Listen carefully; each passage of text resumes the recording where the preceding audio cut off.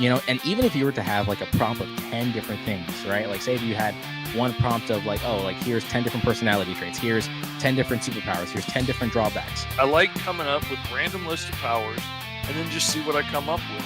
Imagine rolling just those things every single time. It's always going to vary. The possibility of that happening is, again, like a 1 in 10 chance, but it's like, it shows that there's an infinite possibility. Always something else cool right around the corner that we can come up with, because there's no end to the prompts. There's no end to what we can roll up. We're going to be officially rolling for superpowers. This is usually the make or break. Roll for Hero! It's on. Hey, yo, and hello, everyone, and welcome to the Roll for Hero exclusive stream. Only those dedicated to the Patreon members that have supported the Roll for Hero Handbook Kickstarter, which we were just yipping and yapping a little bit, before the show, talking about the cool things that we've added. But before we continue on with anything else, am I still doing A-okay? Because I don't know if I'm like... Oh, yeah, right. You sound good. All right, thank God. The wife's headphones coming in clutch. Gotta love it. Anyways, outside of that, it's me, your weird Uncle Lee, and I am super ecstatic for this overall fun stream and get to talk about some fun stuff. But before we continue, I have to, of course, introduce our big, bearded, bald-headed, beautiful co-star, claimed to be the world's sexiest man of all time, Mr. Finn! Hello. It is good to be here. Yes, Dragon Gaming, you did see yourself in the comments. I did happen to pick all the comments from 2 shows. So everybody that commented on those 2 shows, like the people that commented the most or had something cool that fit in that wasn't like very particular, like, oh, I think that movie was Pretty Woman. That doesn't really fit for the intro. But I tried to get everybody in, but so yeah. Anyway, you are in there. Glad to have everybody here. I did decide at the last minute, I decided to make this one public just because we are also closing out the campaign. So I figured we could have it public on all the channels. And that way, if anybody catches a glimpse of it in these last like 2 hours on the campaign and wants to go to gomrfish.com and back it and send the little ticker up, because this is an actual live stream of the page right here in the corner, you can go change your pledge and it will actually show up right here. Let's make that number go up and not down just to see it happen. I'm just asking.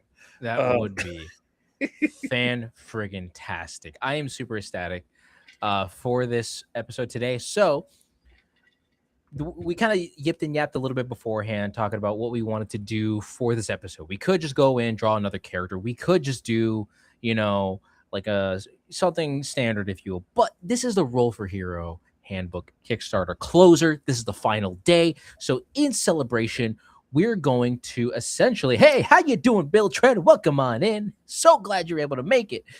We're going to essentially create, or we're going to start penciling out the cover, if I'm incorrect, for the official Roll for Hero mini comic that we've, that you guys voted for the title, that it's called It Came from the Void.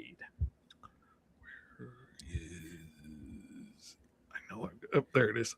I'm sitting there hovering my mouse right over Discord because I know you sent it to me over Discord and I could not find it to save my life. Now I'm waiting for Discord to open because I only have about 58 billion things going on my computer right now. So good to see little Bill Treadwell from across the pond coming in to hang out with us again. Man, I did not realize the time difference you had coming to hang out with us, man. I really appreciate that. I really do appreciate that.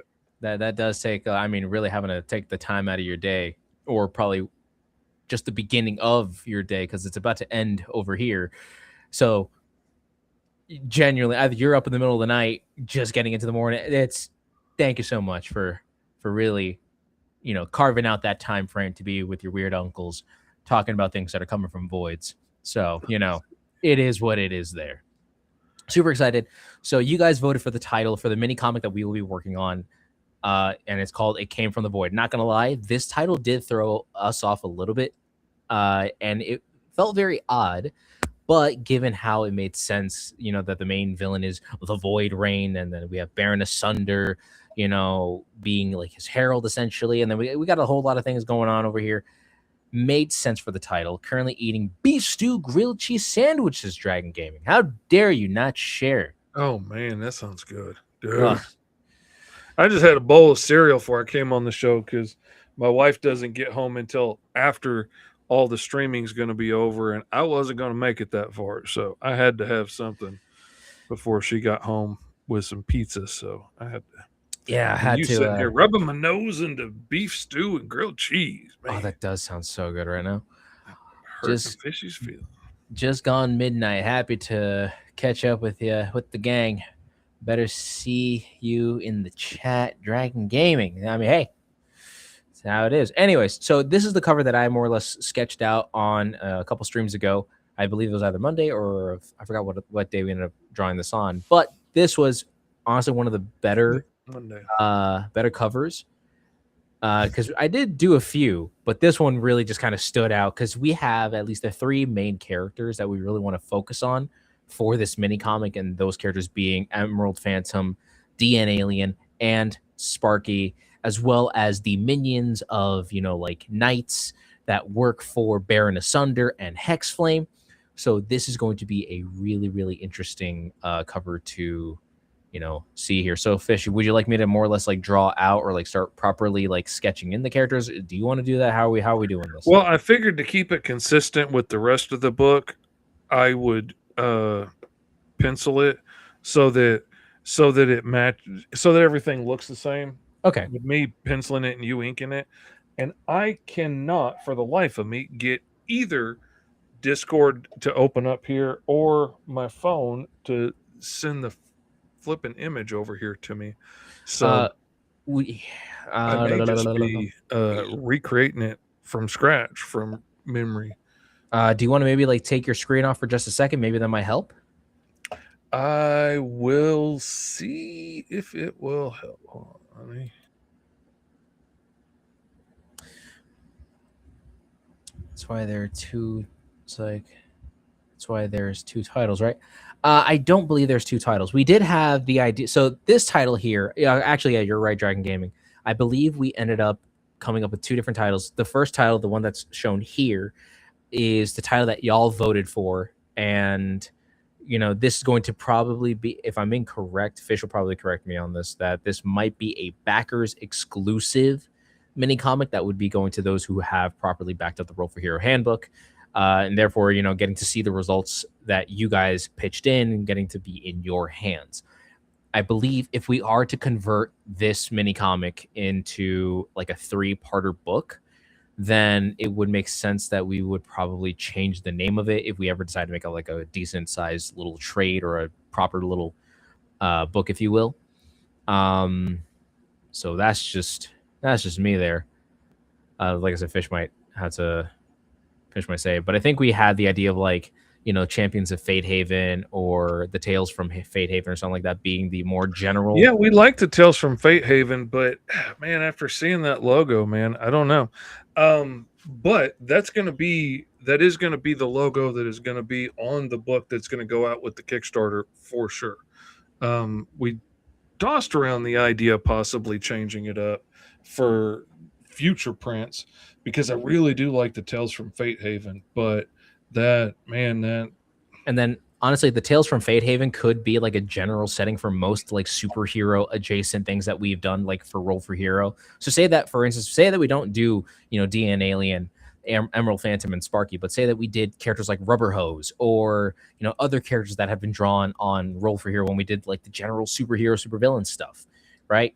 Like, and then getting to tell those kinds of superhero stories, like either little one-off stories or maybe even getting to tell like a 2-parter type situation would always be fun. And plus, it allows us to expand the world that we get to create through the Roll for Hero Handbook characters, set in a superhero world, or maybe we can do one on fantasy, sci-fi, whatever. So yeah, all right, Fish got it. I screen captured it. It's not great, but it gets the point across of the layout. Get everything in place. It is. I can usually find some way to trick it out. I got my poor computer taxed out, man. It is doing everything its little heart can do right now to keep up with everything. Mm-hmm. All right, and I guess while Fish, you're doing, while you're penciling it out, what could I do? I could probably, you know what I can do? I can also probably do some poses for the other. That would be really handy because the first stretch goal we hit when we passed $2,000, and we are so close. We are less than $200 away from hitting the next stretch goal. But hitting that first stretch goal turns the drawing pad into 2 drawing pads. And so now the one that comes like with the $35 tier and all is going to be all character sheets in all kinds of different body shapes and stuff, which is going to have images from Esteban as well as me. That's one of the things that he's going to start working on. And then it is going to be a separate pad of just, let me see, let me pull up 20 pages of just action poses, so that on the higher tiers that have all the swag, it'll come with this automatically. On the $35 tier, you can add this on as an add-on if you want to get the poses one. But it's going to come as 2 separate ones now, and it's going to be full of nothing but action poses in various forms from me and Esteban, and you can draw your characters over those forms on whichever one best fits your vision for the character, and it is going to be awesome. We still got time to hit the $3,000 one, which will turn those into spiral bound notebooks, which will be really awesome because then you could really easily flip through to the very page that you want. And that's going to be cool. I'm looking forward to that. I had an idea. For something I think would be really fun for Roll for Hero. I don't know if you even know what I'm talking about. I know Bill will probably recognize what I'm talking about, but they used to have this monster maker that had these plates that you would put in it, and there's all these different plates, and you could flip them over, and there was one for the legs and the upper body and the head, and you could flip them over, and it had different images on both sides, and then you put your piece of paper on there and rub a crayon on it, and it would give you the outline of that this part. character. Okay, so to a degree, yes, I did kind of get that. I thought you were talking because there are D&D like third-party handbooks where you can actually it's like cut into 3 categories, and like you can do the head of one thing, the body of another, and the legs of another type of monster. That's what I'm thinking of doing, because Mad Magazine used to do that with like faces and stuff, and I was really thinking about doing something like that in like a spiral bound notebook, where we have the cover, the front and back cover to hold everything together, and then the inside the pages are cut in 3 sections, and you've got like a head and a torso and a lower body, and you could flip through that and get all these different versions of the characters and stuff to be able to draw over, trace over, or whatever. Man, I think that could be fun. I'd really love to do the plates, but I got to think that's still trademarked, and I don't want to get sued. Like, you can do them 3D printed now, but I don't want to be taking on Mattel or Hasbro or something. So I'm going to play it safe. I'm scared. I ain't got enough money to get sued. I'm too poor to get sued. I can't afford to fight it. All right. Barely gonna break even with friend, and now you gotta get sued by a whole company. How painful.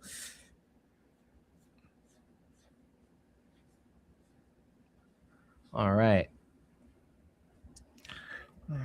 There we go. And then boom, boom, boom, boom, boom, boom.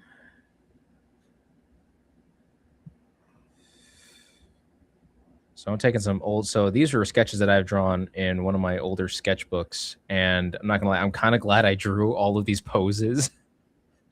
So I knew these were going to be useful for something someday. Little did I know that this is going to be used to, to think I traced over many other images when making my art, and now people are going to do that with my art. How strange.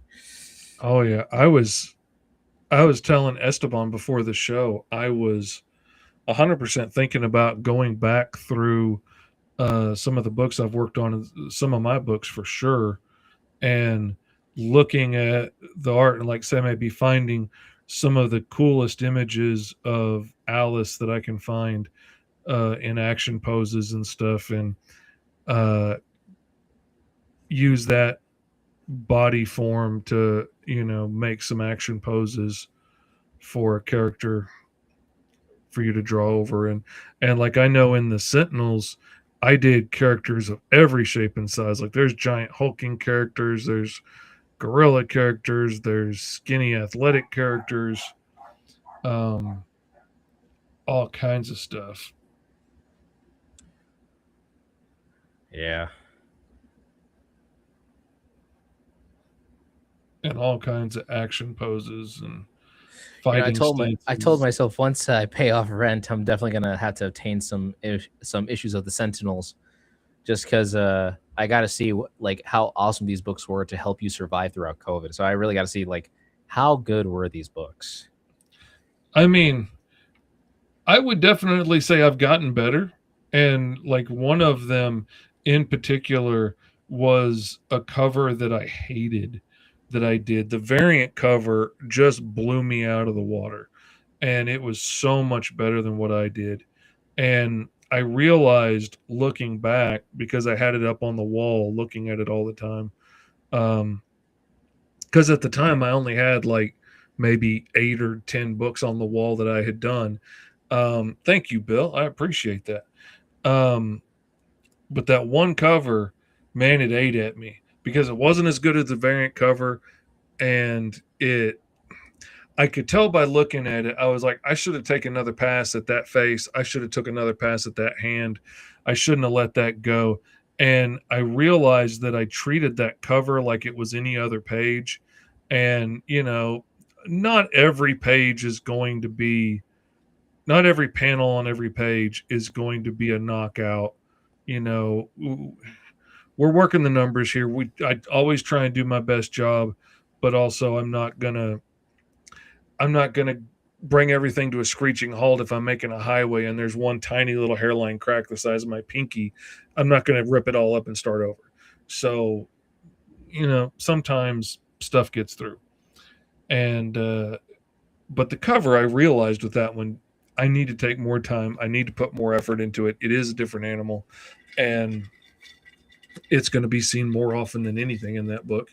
And I left that thing up on the wall until just recently as a reminder. So every time I would look at it, it would remind me to work harder on my covers. Yeah, I'm not gonna lie. I also have been having some weird, like, some strange doubts in my art as of recent. Because like there are times where I'm like looking at, like I'm currently working on the Grub right now. Hold on before I continue further. Dragon Game says, speaking of characters, I recently played Bloodborne video and just had a massive spark of inspiration and had frantically made a crap ton of characters with blood themed powers. That is awesome. I can't wait to see what kind of characters you end up making. So, like, be sure to, post them when you can. It'd be great. But back to what I was trying to say. There were times where I felt like I was really like doubting my art just because, for me, I definitely have a cartoonish to like an anime-ish style, if you will. So like anime cartoons and a touch of some classic comic book stuff, but it leans more on the cartoon side of things. And I'm just like, dang, like I was going through this phase of like, is my art really going to be that good? Because like, I've seen all the other books that are out there, and man, like there are some that really like go way above what I do. But then, sometimes I have to bring myself back around. Like there are others that are doing what I want to do, and they're probably not as skilled as I am. It's a genuine struggle because I look at my book and I'm like, okay, this is like a cartoon style. I think the characters make sense. There is cohesion within the panels, and then other times I'm like, oh my gosh, like how am I gonna get this through? Kind of a deal. It's tough. I mean, and there's all kinds of different books out there, and quality and styles, and you get all in your head sometimes just looking at this one person that you admire and think like, man, I'm never going to do anything as cool as he does. And you got to remember how many people are looking at you saying that same thing, and would give anything to be where you are right now. And it helps me keep my head on straight. And I know I'm not the best in the world, and I'm certainly not the worst in the world. And there are a lot of people out there like old Bill that like my work and come back for more. And I'm gonna keep doing it because hey, it's the only job that'll hire me. And B, I love it. So Okay, this is actually a really good first pose right here. Let's see. I can't remember now if she had gloves or not. So I'm gonna pull up an old reference. And that is why I always draw my characters symmetrically. At least I know where every part is where.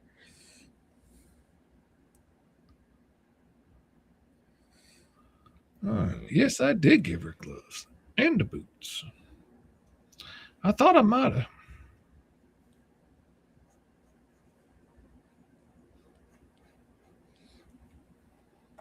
I thought I just might have. Guess in a way that I'm working on the big, burly, Superman-esque kind of body type.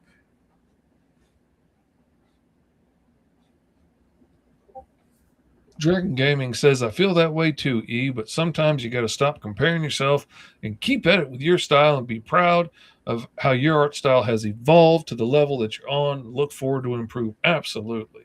So Uncle E's not got his headset back yet, or does he enjoy being a strawberry cat? Probably a little bit of both, if we're being honest. Well, it's trust me, I do have like if you're talking about these headsets over here, this is like professional studio quality stuff, and then I can tell that this is because my dad was in a band and he did a lot of recordings in tons of studios. So these are cool and all, but these actually have an aux cord which connects to my computer. This has the mic, so it's just an easy connection. Sometimes the simple route is the best route to go. Yeah, that too. So just wanted to kind of make sure that I got that. That's a good pose. I'll make sure to go back and retrace that. But for now, got some other poses that I got to draw over, especially this running pose. Gotta love those running poses. Oh man, I hated them in the beginning, and now after doing the Crimson Streak for so long in the Sentinels, I absolutely love doing the running poses now. And like, I think through him having like his own style of running, not as bad as the Flash in that movie, but like I very much think about him like having his hands straight like blades, so it's easier to cut through the air, because he's going faster. But that's also a really interesting thing. I absolutely forgot about that aspect of her costume. That's an interesting thing about knowing how a character's powers work, because that totally changed the way I draw the Crimson Streak, because I was just going to draw him, as a regular speedster in a skin tight suit and everything. But when I read how his powers actually work, and he's way more Star Trek than he is the Flash, and he is bending space around himself and actually shortening the distances between the places he's going. So he's actually like walking or a light jog to get from one place to the other. He's just he's just, like a warp drive, he's shortening the distance between 2 points in space. So it looks like he's going a lot faster, but he's not, which was an easy out for Roy, who is an engineer and, overthinks all this stuff much like I do, and didn't want to have to keep up with how did this kid end up developing, fabric that could magically handle going, so fast and not burst into flames or rip off his body. And so this way he's not moving fast. He's him personally, and his clothing and what he has on him isn't actually moving fast. It's space is moving around him. And that little caveat let me change the way I draw his costume. And so, if anybody's been following along on the Sentinels like Bill, you've probably noticed that he's one of the only people that has like wrinkles in his costume, and you can see like seams, and like when he raises his arm, it bunches a little bit. because he can just wear a fabric costume. It doesn't have to be absolutely skin tight super fabric because of the way his powers work. I love that. And what is his name? Oh, it's escaping me. I'm thinking Mystic Medic, but that's not it. Like Dr. Quantum, I think is his name. Has a green and purple suit, I believe. When I found out that he flies by changing gravity around him, and so he will create like a gravity well above him, which the gravity of that lifts him up into the air, and then he'll create one like across the room. And so he's essentially using gravity to make himself fall in the direction he wants to go. So instead of having him fly with, like his arms out aerodynamically and stuff, I usually draw him like trying to balance himself as he's falling in this direction. And his cape tends to be going the wrong direction for his flight because gravity's pulling him that way instead of him magically pushing himself, and wind resistance is pushing it back. It's little weird things that I do, but I like knowing how the powers work and stuff to be able to think it through and know, like, what effect would this have. Hey, howdy, hey, Wendell. How we doing today? Glad to see that you're popping in. Absolutely. Good to see you. And there we go. That's a pretty good running pose. This is like your standard Flash styled running pose here. Not too bad. Gotta love it. Gotta love it. Absolutely. So for those that have popped on over, we have essentially, Fish is currently penciling out the cover art that I have done for the Roll for Hero mini comic that we have done. So all the characters that we rolled up in the past couple sessions, and then being able to write the script for.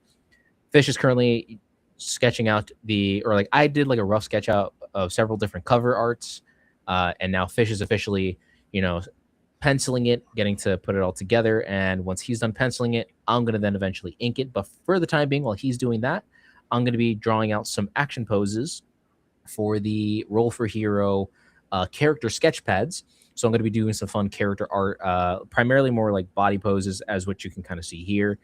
Thankfully, these are from my sketchbook, so I'm going to take those images and I'm going to then put them into, save some time. Honestly, I feel like at some point, have you ever like maybe taken a pose and like used it as like almost like as kind of like how you use buildings in a weird way? Like you just save like a bunch of pre-made pose assets and you're just like, oh, pop that one there, alter it a little bit, and then just. I have started saving some poses. Like occasionally when I end up doing a poster or something that has like a whole bunch of characters all packed into one poster or something, I've started occasionally trying to save some of them individually as assets, just because it's usually I'm starting with just like raw poses like you're doing, like we have in the drawing pad. And I don't normally do that. Normally when I'm drawing a character, I just jump into drawing the character.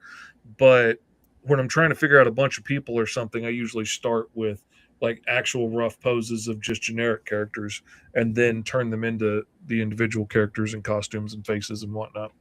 But when I do start with those just generic forms, I've tended to start trying to save them just so I've got ideas to fill in like group scenes like that, or fill in crowd scenes when I have a whole bunch of people in the background of something, and have a bunch of citizens running for their life or whatever.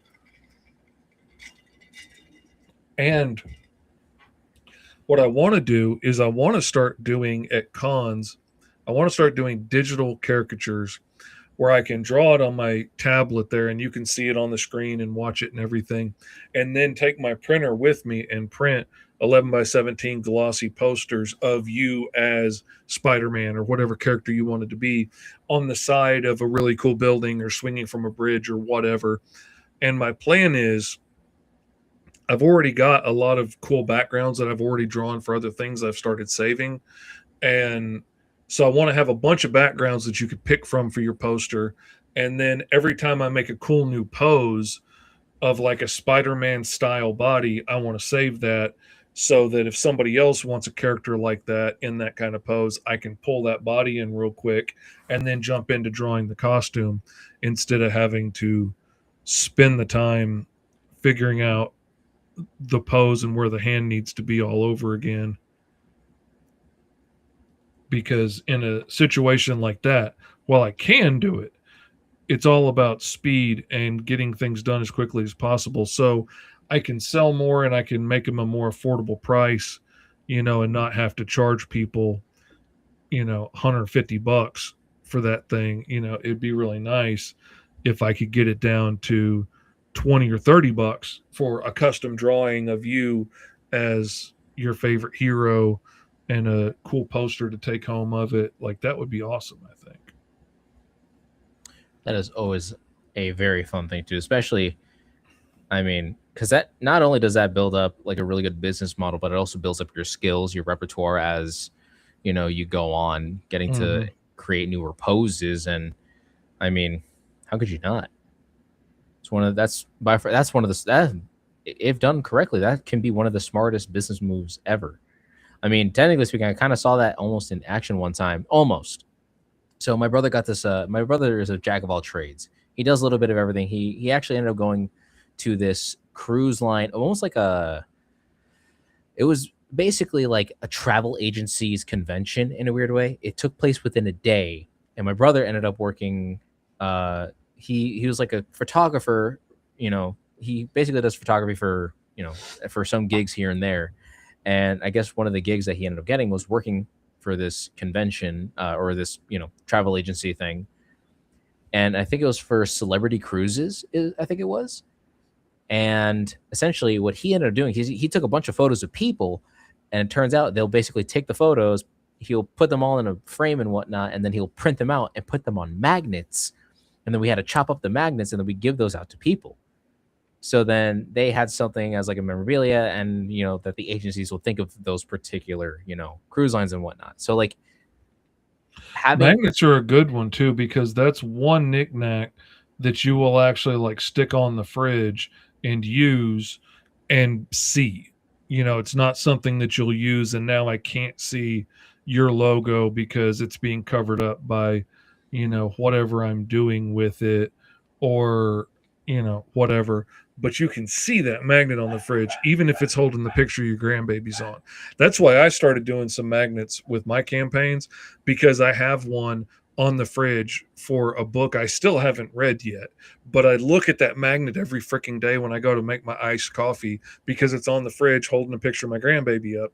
And I was like, that's brilliant. I got so many knickknacks sitting in drawers and boxes and in comic book bags that I never see, that I got from people, poker chips lost to the wind. But that freaking magnet I see all the time. And it's a really good magnet. It's not just a really cheap one. Look at that, we're even giving you some free business opportunities. We're telling you potential business models to make some good financial gains here. That's why you got to support the Roll for Hero Handbook. Get some fun ideas. And if you go to the Roll for Hero Handbook now, go MrFish.com, in the last hour and a half, you can still back it for as little as $5. And you can watch the ticker go up because it's an actual live feed of the campaign right there. So go see if you can make it move, at least in the upward direction. It doesn't move down. Yeah, that's the ticket. Yeah, it doesn't work that way. Yeah, they'll buy that. I see. Bill says the way I worked on the costumes was a nice little detail, part of the charm of that series. I appreciate that, man. I put probably way too much thought into it, but I care. I want to make it as good as it can be. The better that book is, the better we all do. And the better Roy looks, the more books he sells, the more he can hire me to do more books. So then that means you should also go to Indie Planet right now and buy the Sentinels. Buy all of them now. If you haven't, you ought to. 100%. And the thing is, I live not next to the guys. That would be crazy if I did. But I happen to be within the region where Kablam Studios is. I tell you, that was a fun yet very awkward experience. I think you're worried about it much more than any of them are. But I'm still looking for an excuse to go down there just to hang out and get to meet the guys and um, visit with the people I've been working with for so long. All right. Right now, I am really wishing I'm going to be right back. I apologize. Please hold. I'm going to go get an action figure. I will be right back. After these messages, after these messages, after these messages, after these messages, don't go be right back.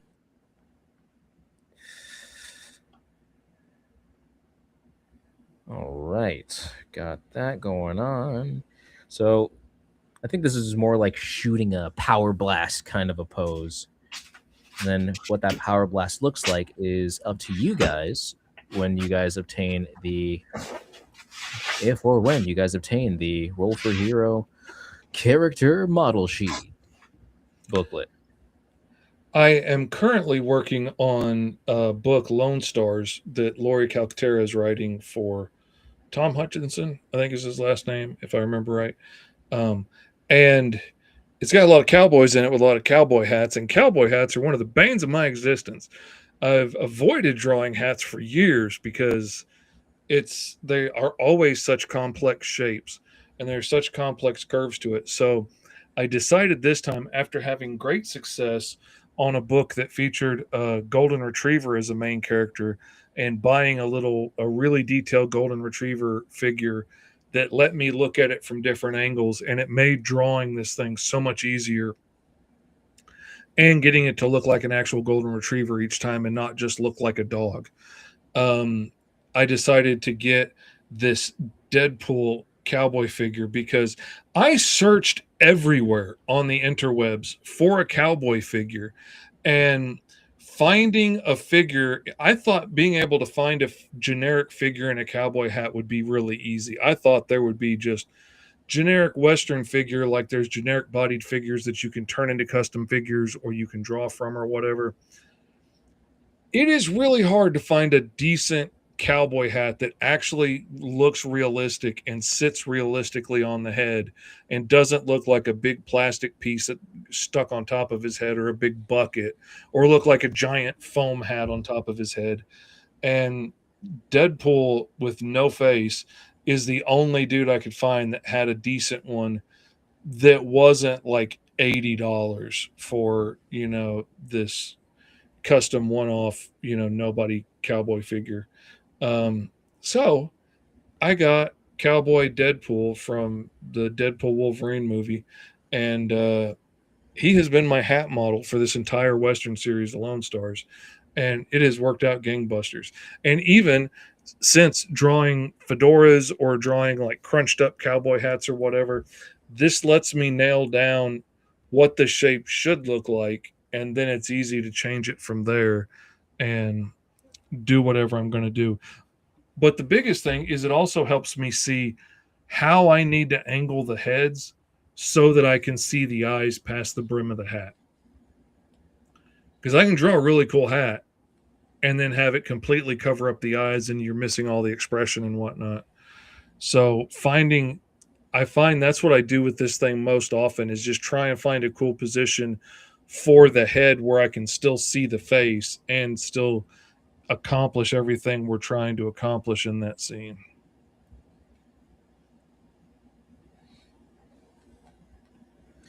And we love that. And to think action figures were the worthwhile investment. Oh yeah, man, this dude was like $35 or something, but he definitely has paid off in making all those pages go so much faster and easier.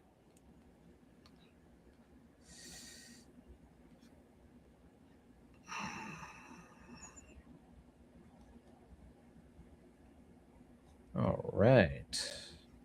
Now we're doing the leaping forward, trying to grab something pose.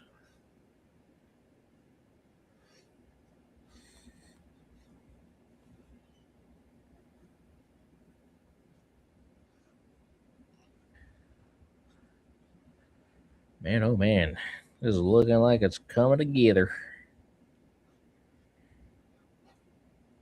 Gotta love it. Gotta love it.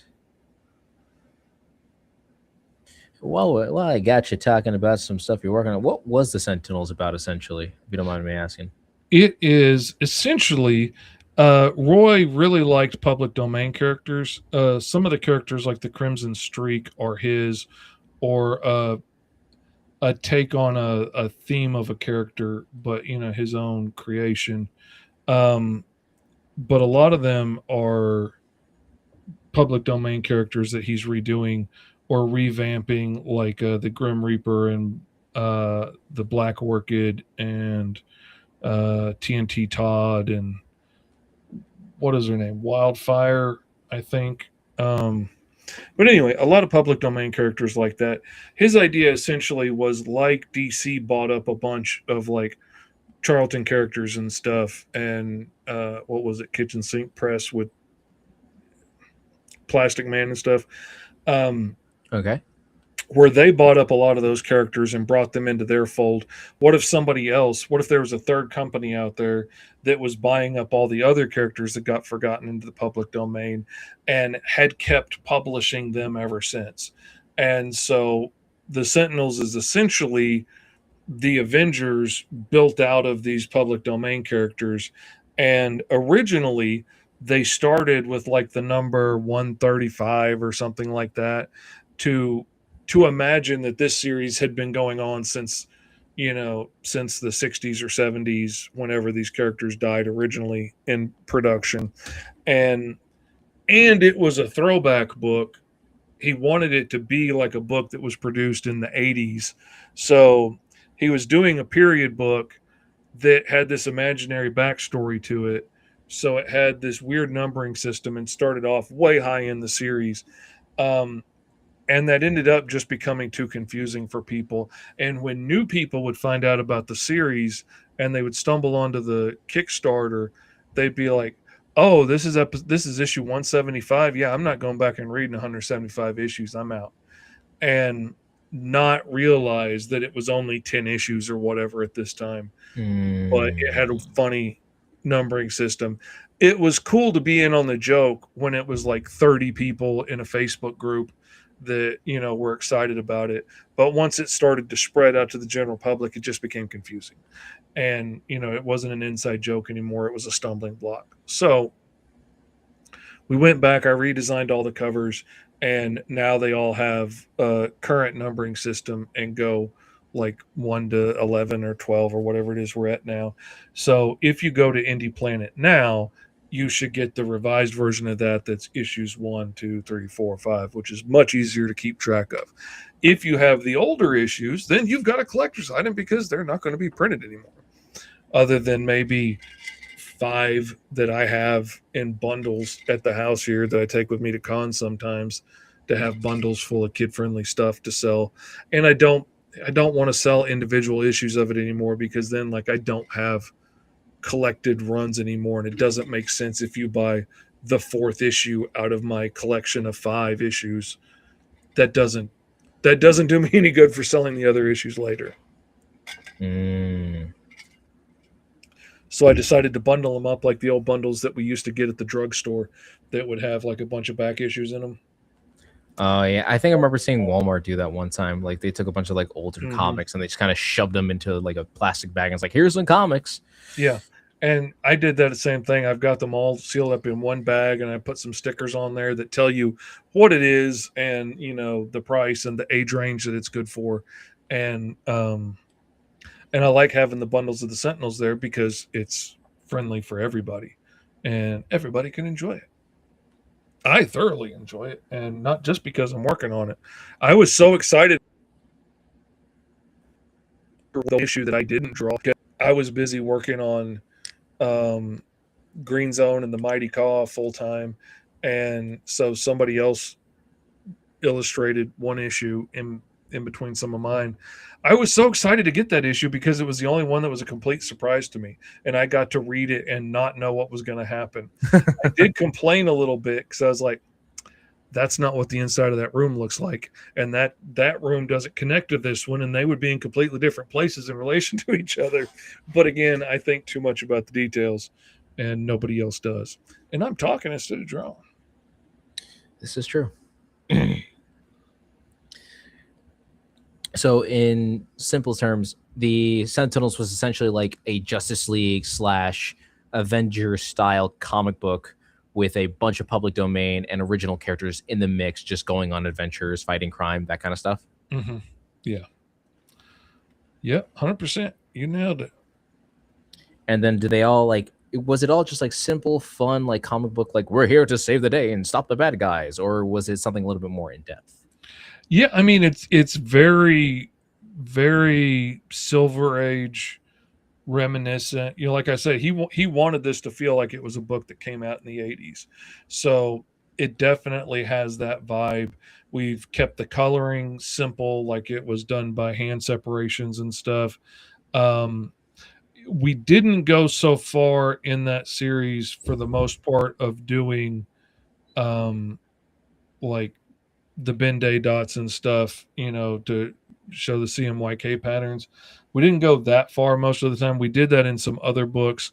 Like when we did the throwback first issue for that series, it was supposed to be like back in the 60s or whatever, we did. Yeah, Benjamin, that's what we're doing. We are working. I'm working on the cover, and he is working on some layouts, some figures for the uh, character pad and drawing pad of action poses.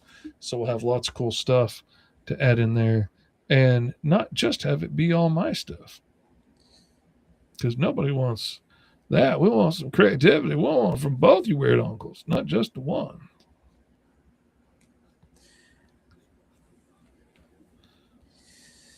Yep, I think I should probably draw the actual. Well, let's hope that you guys can see this as a proper bow and arrow image here. As the guy is like running, shooting a bow and arrow. Is this the most tactically sane thing to do? Probably not. Does it look cool? I like to believe so. No, actually, well, in the comic, we've got Dean Alien and Emerald Phantom are sort of the focus. Like they're the ones that get the most airtime in the book, the most panels.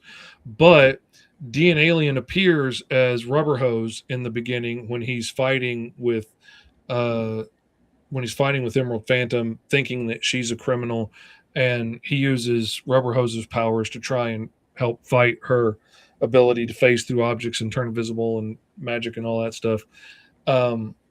So we get to see Rubber Hose in there, and then their investigation leads them to Eddie's shop, where they are going to confront Hex Flame and a whole bunch of the cultists.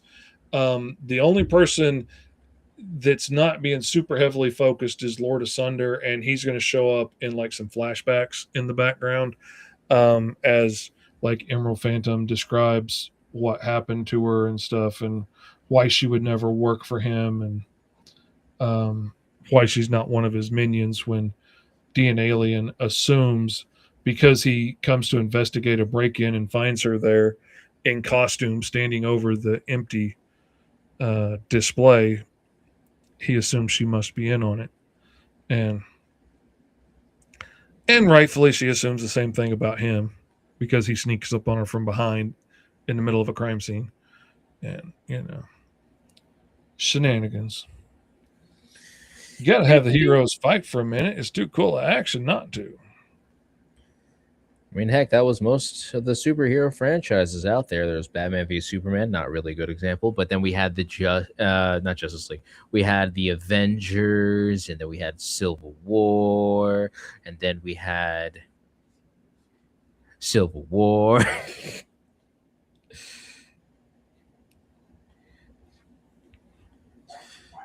That's all I can kind of come up with there. All right, boom, boom, boom, boom.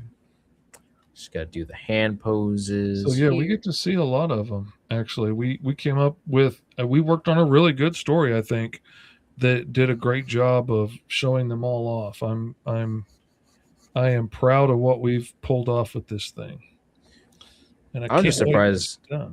I'm just surprised as far as to just like sometimes I genuinely forget like how blessed I truly am to really be in this situation here, because I was not. I mean, nobody really expects to befriend a man from Arkansas who makes comic books full time. And on top of that, likes the idea that you also roll up random character ideas, turn it into a show, make it a panel at a con, and now we're actually working on a comic book together. Never thought this would happen, and I'm very blessed, and there are times where I had to look back, I'm like, I get to do this kind of thing, and not many people are as fortunate as me to be in this situation. And all of you out there are just as blessed as being part of a comic book making process, getting to hear different business ideas, getting to, like hear our experiences, getting to just see this all unfold. So this is really crazy. Was I expecting this to happen? Absolutely not. Is it one of the best things to happen in my life? Absolutely. Wouldn't have it any other way. Gotta love this.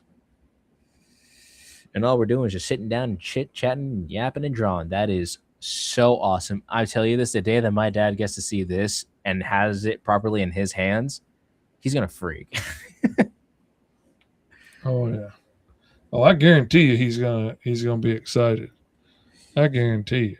He's gonna have that right next to. He'll hold on to this book, put it in a proper sleeve. Like till this day, my dad has the first print,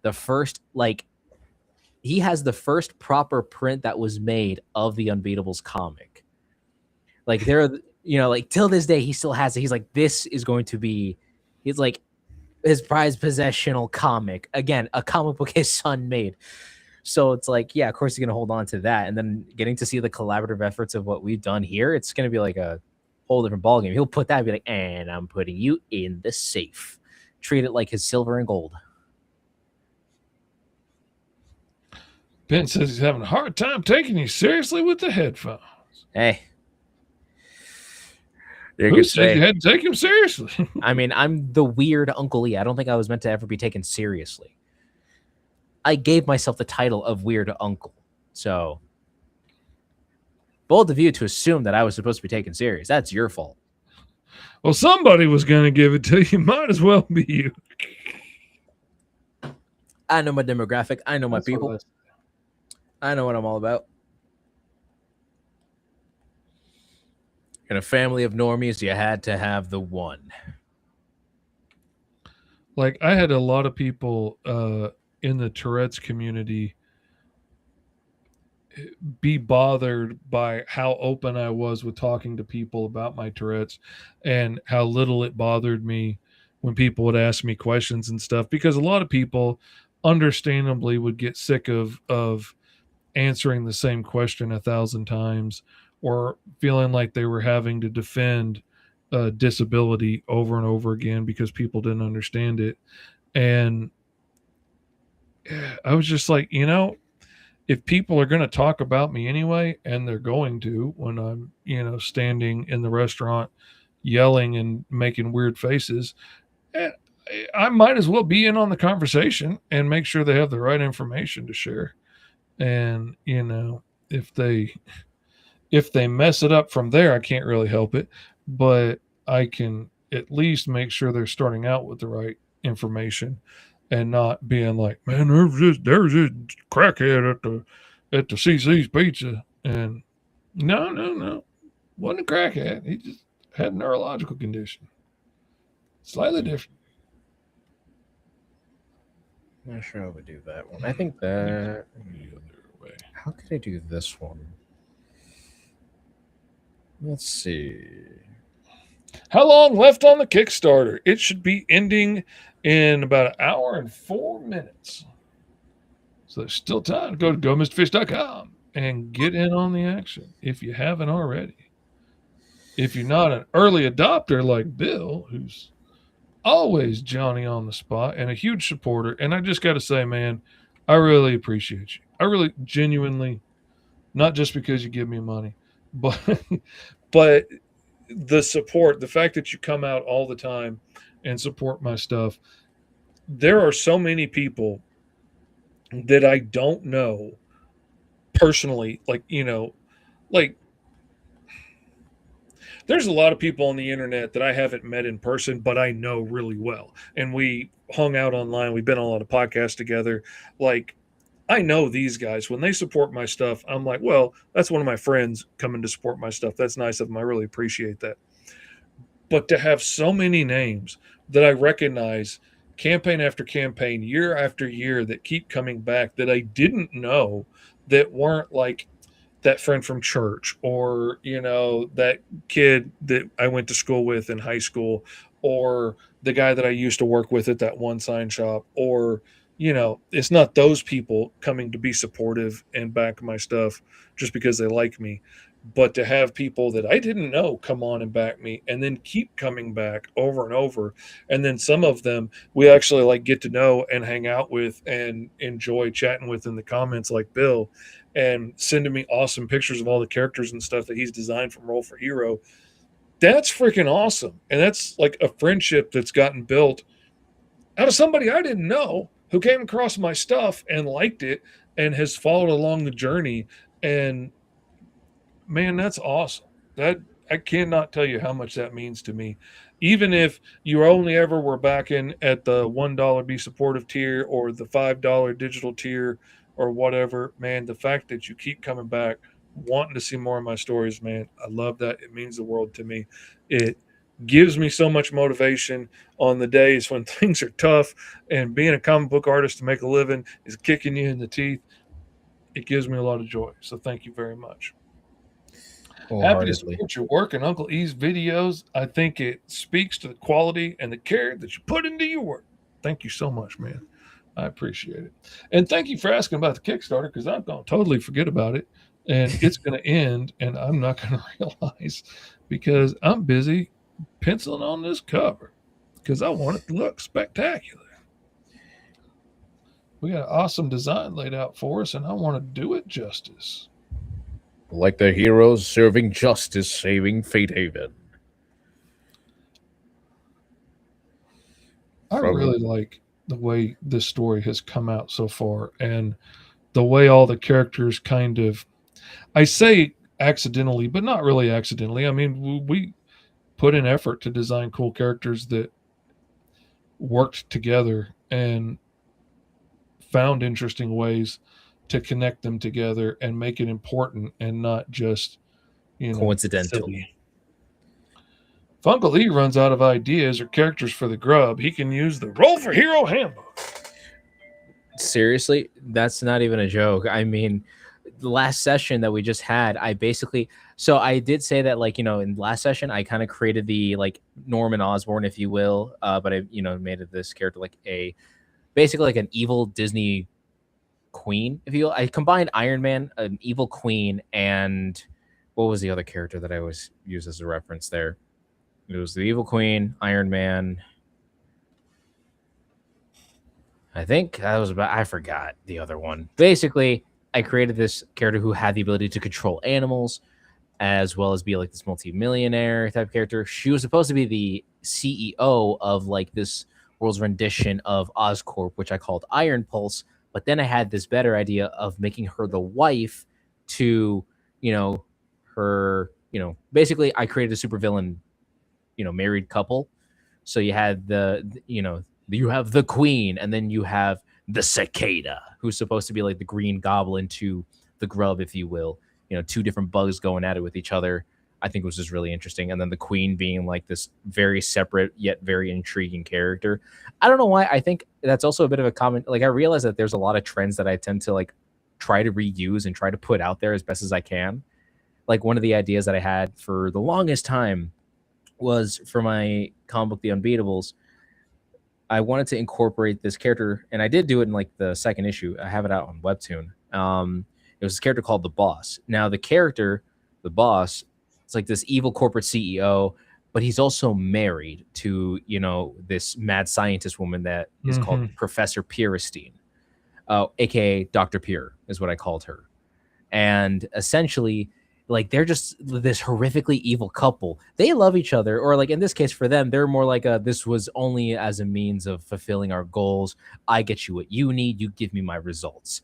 But in the case for, the other villain that I've created, the cicada, and then I'm going to call this one the Queen, they're basically just like Harley Quinn and Joker, except healthy and rich. but they're still villains. So, you know, and then of course the grub got bit from this radioactive, grub from Iron Pulse Industries. So the queen views, the grub as like her surrogate child in a weird way. And then, the cicada views him as an obstacle that has to be getting rid of, or that has to, go away. So I can definitely see a very unique like concept on how like those two try to go at, taking care of the grub. And then only for them, the grub to be like, "You're married?" "Oh, yeah, it's about 16 years strong right about now." It's like, what? As a matter of fact, it's my night to make dinner. I think once we're done with this little altercation, what is it? Are we having chicken or beef stew tonight? Grilled cheese with the beef stew.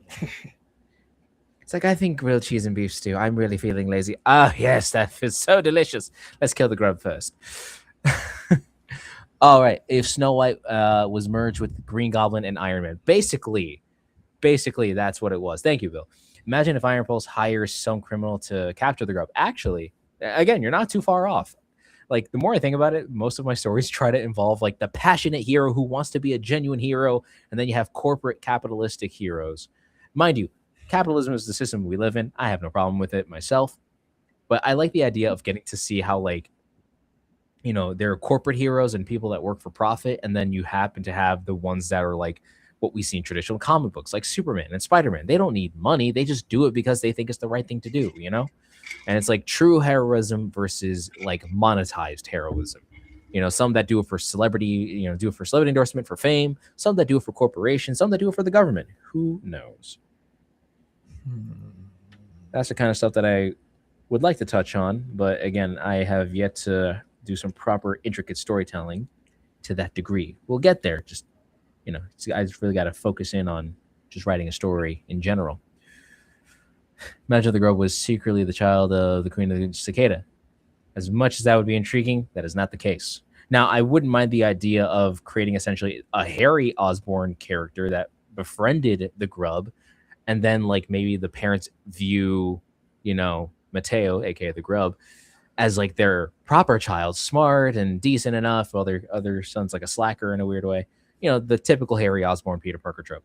It's like, my dad likes you more than me. What the heck? Kind of a mentality.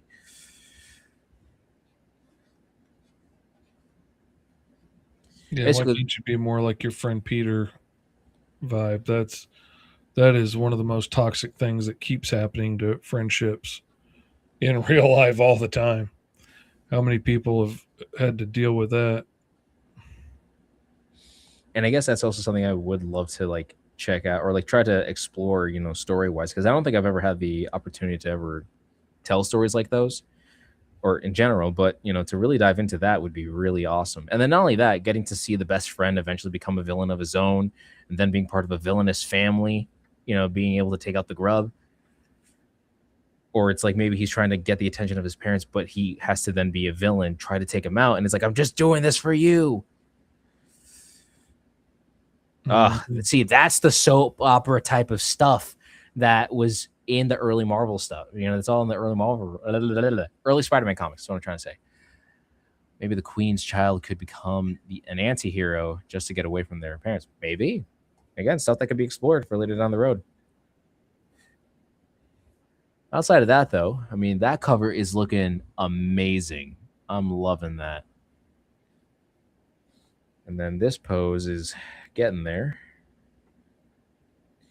Something that I always got to keep remembering is volume, or like, the actual shape, rounded shapes when designing a character.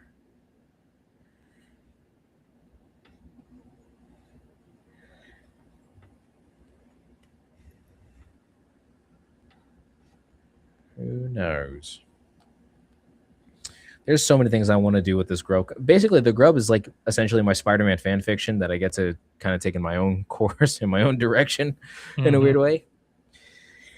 And, put stuff that I want to see in there. Like, I would love to see more of a Johnny Storm and Peter Parker friendship dynamic, because that's like one of the, that's a dynamic that happens in the comics, and I would love to see more of it. I actually remember reading the 5-issue miniseries of Human Torch and Spider-Man, and it's like basically showing their friendship throughout the different, like times throughout Marvel. or throughout like the history of like Spider-Man in general. Like when he got the black suit, they even mentioned the Clone Saga when they first met. It was like a whole thing.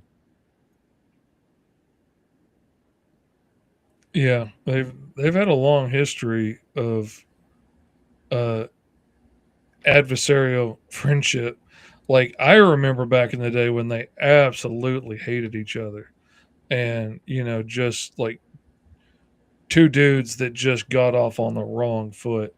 And it was one of my favorite things to see them that over time they became friends and would have each other's back and go on little missions together and stuff. I thought was so cool. The Grub and Scorch, says Bill. Yep. Would be interesting if the kid of the Queen and Cicada secretly stole some Iron Pulse tech from under the parents' noses. That's kind of what I was thinking. Or they were trying to train him in the tech and like how to be a supervillain, and then he swipes some of it out and goes and is a vigilante at night after his villain training during the day or whatever. That could be really fun. Oh yeah, 100%. All right, those are some pretty good posts. I'm gonna get rid of that now. I gotta take the picture of the next page. You know what? Do I want to really make it hard for myself? Absolutely. Let's do it. 100% you do. You got to. Now we're gonna do some fighting poses. Take a photo. I like the unexpected twist that even surprised the characters themselves, says Dragon Gaming. Ben says would be interesting to see the symbiote equivalent for the Grub. I kind of have that in a weird way, but it was my very first official proper supervillain I've ever came up with was this toxic blob creature that I call Toxicon. It was one of the first villains I ever came up with. It was one of the best villains too. I eventually refined his style over time. So I love the design. He's essentially just like this kind of like Venom, huge, hulking, massive, but he's made from like radioactive waste and whatnot. And he was originally not a Grub villain because again, the Grub I made recently as of this year. Like design wise for the suit, I've always had that since 2019, but I never really knew what to call the character because I never came up with a Grub logo or anything like that. But when I drew up, like I always came up, I had Power Core first. He was my main hero since I was 12 years old.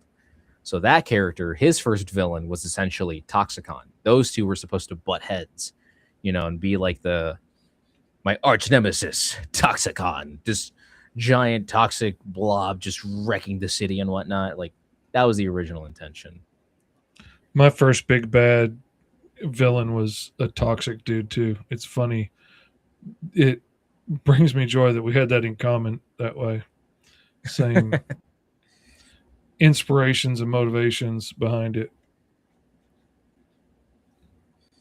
You gotta love it. That is actually really awesome. Because I feel like that's like the most evil things. Like, oh, radioactivity, is bad for the environment. But imagine some dude made entirely of that. Oh no, the tragedy. Fighting him on a consistent basis. And he was a really tragic villain because like he was essentially a zombie now. Like there's very little of his brain left, and he was like a teenager that fell into a underground like sinkhole full of toxic goo and stayed there for like 60 years until he came out very Solomon Grundy-ish, came out years later and is this giant unstoppable toxic zombie that can puke endless amounts of toxic waste on people. And he's just absolute poison to get anywhere near and destroys everything that he touches. So it's the whole like, how do you fight something that you can't touch? And that's the reason if we ever do get the Green Zone trades out, the digital version should be going out pretty soon since the print versions are on delay in China.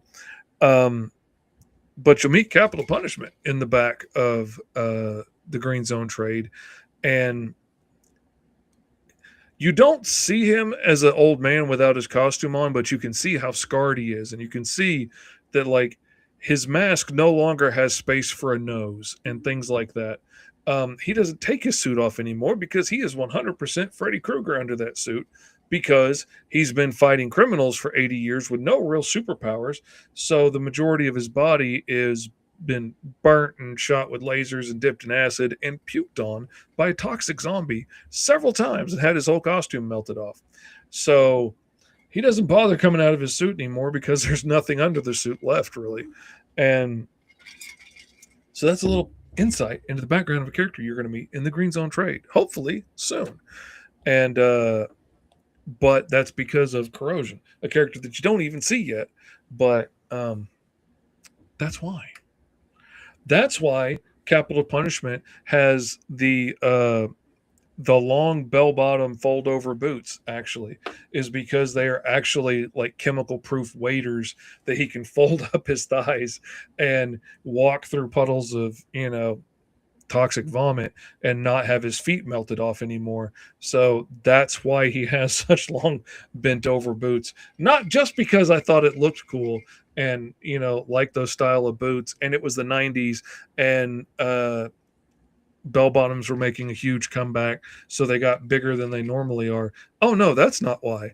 It's his waders to protect him from the toxic vomit.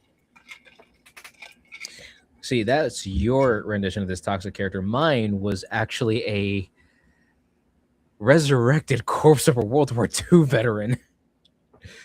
There you go. Who essentially came back to life and just was just going insane. I didn't really have a clear motivation for the guy, but that's all it was. Toxic waste entered into his corpse, and now he's just a living, in a weird way, yes, a zombie, but he's not eating brains. He's just this living, chaotic blob of toxic waste.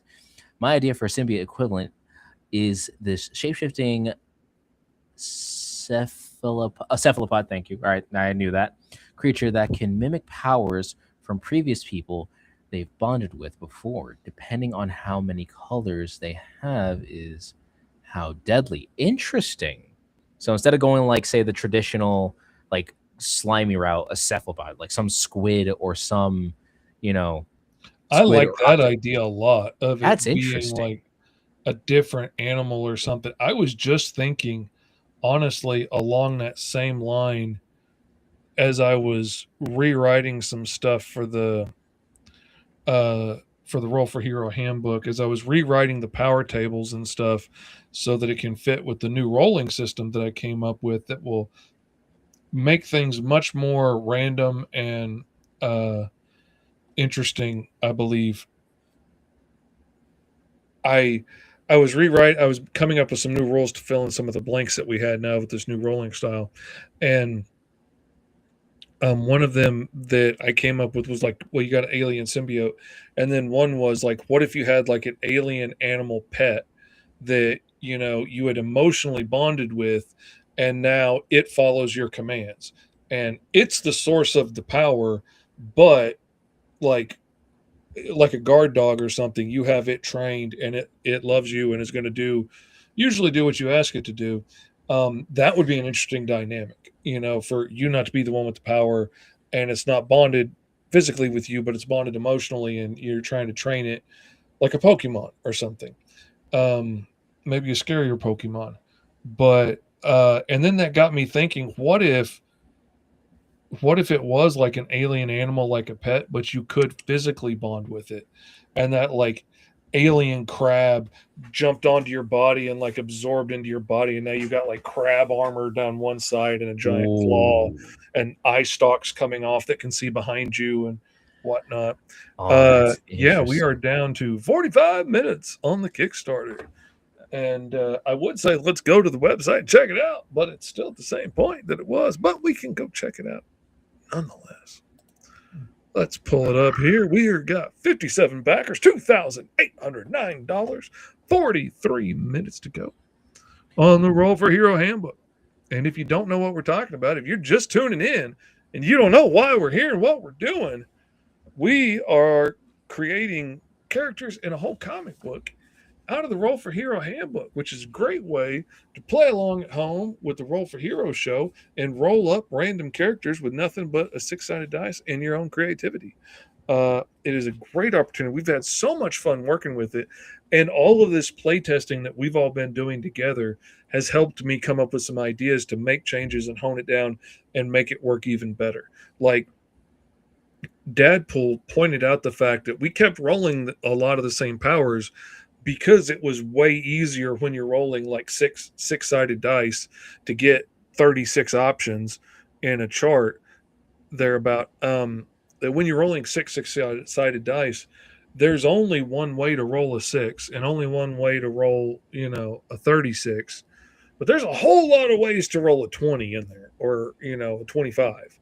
The middle is a whole lot easier to hit. There's a lot more combinations that will make that than the very ends. So the very ends of the chart were very hard to get to.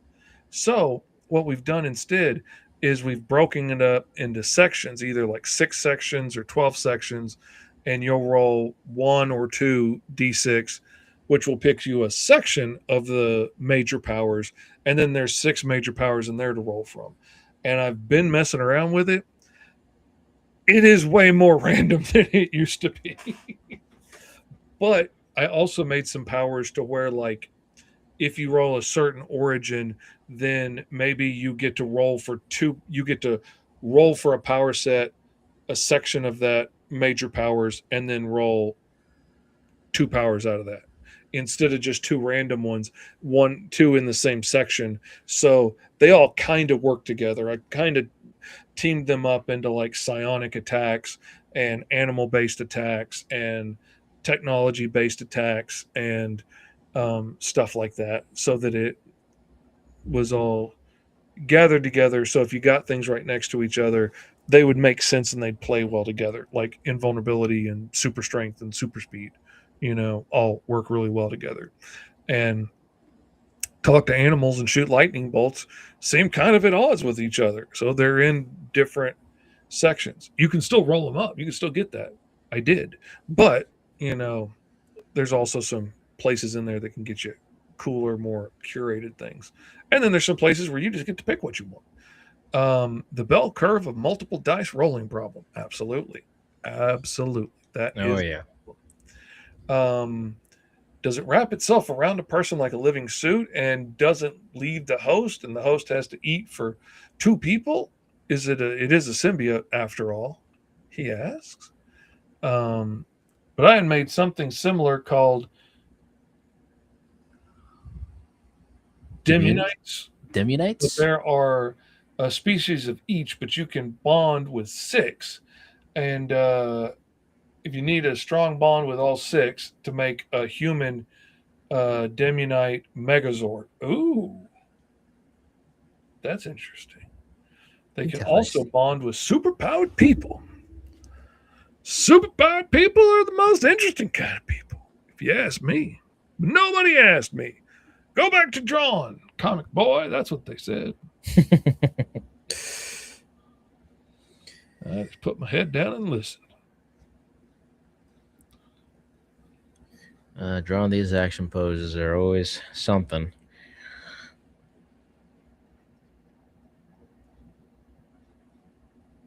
I love it when they don't have to connect with the ground or anybody around them necessarily, and they don't have to be in perspective with anybody else that are in the scenes behind them and all of that stuff. Oh, those are fun for me because that's just free time, man. I got to. Hold on a second here. Bill just kind of asked a really valid question about the little sketch pad. Should the post pad also include examples of all the animals in the new animal tables? I think that, as awesome as that would be, that would also be very difficult not difficult, but it would be a lot more to draw out, especially because animal power. A lot of animals. It would be drawing either a lot of animals, or it would definitely be drawing, people like acting a little bit more primal. Now, mind you, there's a lot of people that could interpret some powers very, very differently. You know what I mean? Especially for animal-based powers. If you're saying, like, if you're a beast boy, then at that point, you're just really drawing animals more than anything else. But if you're, say, like, trying to draw, somebody who has cat-like abilities, then you're probably going to want to, draw over a more, like, athletic build, or maybe even, like, for instance, there's Wildcat from DC. The guy doesn't have any cat powers. He's just a brute that's just dressed like a big cat. You know what I mean? But if you're talking, like, say that somebody has dog adjacent powers, sure, you're going to want to try to find somebody who's more in that kind of positioning for that. That's the part where, again, the whole point of these sketch pads is just to help you get a general idea of seeing these characters in action. They're not really supposed to be like the full-fledged, like, oh, let's copy and paste and perfect, I get to draw my whole comic and I did it. Yeah, and we can't get every possible combination of everything. Like, we would have to do an app to be able to put everything together so that it would all come together and make a coherent image of like somebody with fire powers on their left hand and lightning in their eyes, and the power to call animals with their other hand. Like, that would take something like that. This is a sketchbook to give you some place to draw your ideas on, because I know there are some folks out there that enjoy the creativity of it but don't feel like they're as good an artist to be able to draw out their ideas the way they want. But drawing a costume on a costume on a character that's already kind of laid out for you is way easier. Oh yeah, especially like whenever I design like a new villain or a hero for my universe. Thankfully, I have like all the basic standing still poses. Now I could always draw newer renditions of that myself, but I like what I have because I tend to use those off rip.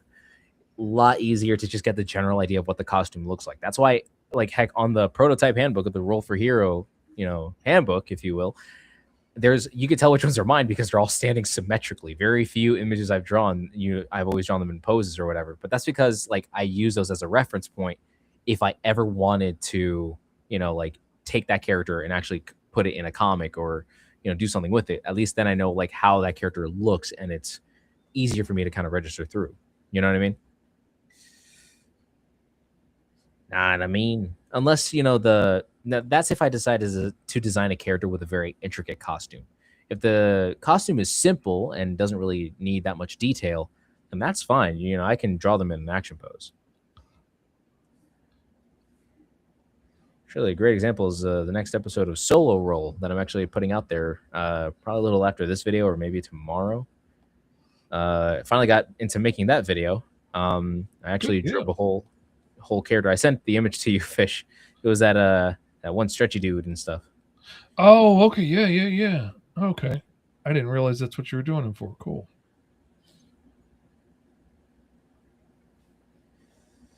So you get some context as to what the guy looks like. You have to check out my video on YouTube for that. I'll have it posted by tomorrow, or probably later tonight, or probably after the stream. I'm just gonna then have that out. I don't know what I'm going to do after the stream, because after the stream, the campaign's going to be done, and my brain's probably going to crash for a while, because I have been stressing and working and all day, every day, trying to edit videos and post videos and send out email updates and make changes to the campaign so that we could have classroom tiers so that you could get 10 copies of the Roll for Hero Handbook and 10 sets of dice for just $45, shipping included. That's less than $5 a kit, and it's available as an add-on so that you can build it up for whatever the class size is that you need. And had several people go in and add that on. I appreciate you. Thank you. Looking at you, Ed Davis, even though you ain't watching. Oh wait, yeah, that's weird. I don't know why my can't see the screen. Yeah, there's a whole lot of black on that screen. Not a whole lot of picture. Ruh-roh, Raggy. What's going on here? So, question to the Peanut Gallery: what do you think of the monitor as a backdrop? I saw somebody else do it, and I was like, "Oh, that's clever. I want to try that out." And I realized that I can do things like add on the ticker to show the total, and that is a whole lot easier for me to read on screen when I'm looking at it. Be like, oh, we're still at 2809. Somebody go back it for $5 and let's watch it go up. But anyway, let me know what y'all think. The only thing about it is it takes my face from looking straight at the camera to kind of looking off to one side most of the time. But the other thing I like about it is it moves the camera directly out of the way so I can see more of my screen. Dragon Gaming says it's pretty cool, Mr. Fish. I wish I could be just like you when I grow up, Mr. Fish, says Dragon Gaming. I like your new backdrop layout, Mr. Fish, says Bill Treadwell. You're the coolest dude in the neighborhood, says Bill. Well, thank you, Bill. I appreciate that. You're a big old dork, says Dadpool. You got that right. A goober that laughs at your own jokes, don't you? All right. Let's just. Hey, J-Man in the house. What is up, J-Man? Good to see you. There's still time to back the Roll for Hero at GoMrFish.com if you haven't backed it yet. We can watch the ticker go up. I'm just picking on you, but it's good to see you, man. Sorry I haven't been as responsive in the messages, but I've been busting my butt, usually up all night, and sleeping half of the day. That is quite intriguing. Why does this not appear? It is a bit of a strange set of Why circumstances. does the image still vex me so? Ain't quite. God, you gotta be kidding me. Ugh, why do the cables not want to work with me today? Either I gotta clean up my charging port for my iPad because, you know, I take this thing with me just about damn near anywhere, or my cables just don't want to work with. Are we okay? There we go. Please, in the name that is all holy. Thank you. Perfect. Boom, boom, boom. And it's alive. Finally got something here. There we go. So here are some of the poses that I have managed to create thus far. So we got your typical strongman kind of pose. You know, flying in the air, being a strong dude. Cool. Then we got... Actually, hold on. Let me just do this as a page assist. Just so that I can then flip through these like a little flip book, if you will. There we go. That's not the one. So we have this one over here. We have the strongman flying pose. Like, I am victorious.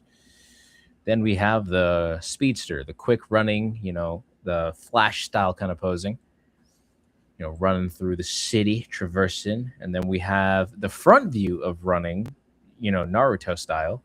I actually like this a lot. This could be really cool for like a nice pose for like a... This could be like a cover-worthy pose if you know what you're doing with it. Shooting quantum blasts out of your hands while doing a, you know, some other variation of a dynamic. I actually like this pose a lot too. This is not bad. I don't know what younger me was thinking. I was doing something 3 years ago. You had the stinking thinking on. Oh yeah, lunging out, grabbing a vine, or trying to grab your hand pose. Then we have the archer. Not the character, the actual, you know, using the bow and arrow style kind of thing here. So you can draw your own custom bow and arrow. Then we have fallen down from the city or from a high building top or a high point going down. Then we have the same kind of, you know, flying downward or, you know, upward or sideways, who knows. A dynamic down kicking action.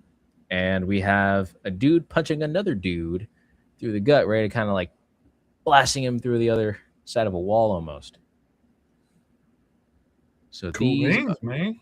Cool. These are the poses, and this one is what I was currently working on, which was a dude punching a dude. Because, you know, we love to see that in comic books. That's why I get comic books. I want to see dudes punching. As I was working on some of the first ones, just working on action poses in general, I did like an image of this dude like sweeping his leg, like, you know, he was trying to take somebody out. And then I just instinctively, the next guy I drew was leaping in the air like he was dodging that attack. And then it hit me. I needed to start drawing these guys in poses that I could combine together. So I've got images of guys falling and images of guys like looking like they got hit. And then I've got images of other guys throwing punches. And then I've got places where I combine those. And then, you know, you've got one dude punching another dude. Or I've got, you know, a big strong dude picking somebody up. And then I have a falling pose above him, and it looks like he's lifting this guy up, fixing to smash him on the ground or throw him across the room. So no villain monologuing poses, says Bill Treadwell. He found the chink in your armor. He found the weak spot in your impenetrable And skin you don't there, think I Achilles. have drawn those before? Excellent. I had to. On the chair, walking, talking. So like weirdly enough, I categorized these little images here because I had the 4-color pen at the time. Thank God I dated these. These were 3 years ago. This month, 3 years ago. On this month, 3 years ago. On the 20th. So these were done, yeah, these were all done on the 20th. I basically drew a bunch of these like poses. So I was like, all right, so what's it called? The blue were just going to be like some generic, like cool action poses just for whatever. The purple page, because it was a 4-color pen with a purple ink in it, this page is going to have like supposedly more airbound, flight adjacent kind of posing, almost that. And then the red page was a lot of combative scenes. This is the one that I'm doing right now. A lot of like actual physical contact, beating the crap out of each other kind of stuff. And then with the black ink, I decided to make that one the more dialogue heavy scenes, like getting to see people like talking or just doing common things like getting to lie down or sitting on a chair. I never knew sitting on a chair was going to be a pose that I would have to do. That's so much harder than you think it's going to be. It really is. Sit in the chair and the chair to sit on the floor and everything to be at the right angles. I have had to draw so many characters again, or so many like tables full of stuff again, because I could not get the two to match up in the right angles because I just drew it instead of plotting it all out ahead of time.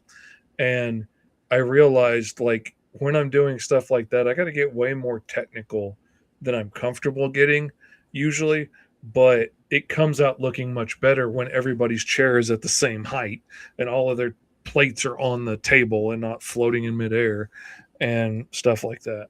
So, yeah.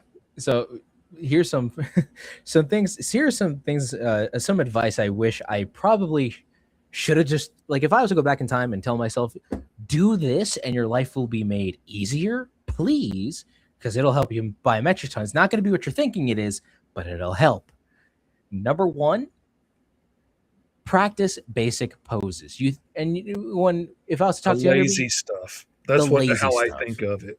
Like we're so used to the action pose and the flexing and the powerful, but like you need to like just slumped over sitting in a chair.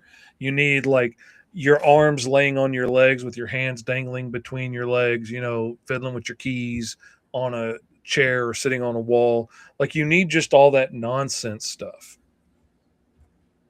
So yeah, number one, practice just any everyday poses, and just do the lazy stuff, because then the action poses become a lot more interesting. And then if I had to give myself another form of advice, number two, look at real life things and try to give it that, like fantastical edge. Like one of the most hysterical things I've seen was, if you want to draw dynamic wizard battles, look at pictures of like band or orchestra conductors and use those as inspiration because of them holding the little wand or whatever it is that they're holding, and using that as the way to direct it. And like, especially if you like our choir teacher in our high school, because my sister had his class and whatnot, actually made it to freaking nationals. They were that good. Like he was such like a moving person. Like when you see him like ordering them to do this, that, whatever, you see him like going, oh, like he looks like he's casting a full-blown spell, Doctor Strange style, if you will. Oh yeah, or if you're commanding a army of robot automatons, or if you're using your telekinetic force to rip a building out of the ground. Like those are great poses for getting that motion and emotion into it. Oh yeah. Or like I was also told, like I also saw another post of like, if you want to draw sword battles, look at tennis players and look at them how they swing their overall thing, and then just switch the tennis racket for a sword, and there you go. And it's like power and control. Yeah, exactly. So there's stuff like that. And then the third advice that I would tell myself is take a classic fairy tale story and just don't even reimagine it. Try making a little make a story, take the classic fairy tale and just make it. Don't try to reimagine it. Don't do anything with it at first. Just take a classic fairy tale story and then just try to retell it in your style. Because what is that going to teach you? Number one, it's going to help you to, design a character. How is your rendition of Red Riding Hood going to stand out from how other people like stand out from that? What's the big bad wolf going to look like? Are you going to go really animalistic? Are you going to go anthropomorphic? Are you going to go somewhere in the hybrid realm or like the weird in between?